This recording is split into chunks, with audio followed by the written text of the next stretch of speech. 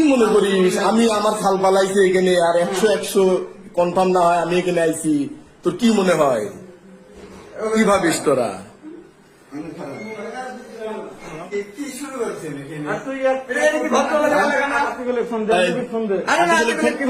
তার বেটারা ওখানে যা বয় এখানে সারা রাত থাকতো বউ কাজ আছে এখানে বয় বউ কাজ আছে তুই কি মনে করিস আমি আমার খাল পালাইছি এখানে আর 100 কনফার্ম না হয় আমি এখানে আইছি তোর কি মনে হয় কি ভাবিস তোরা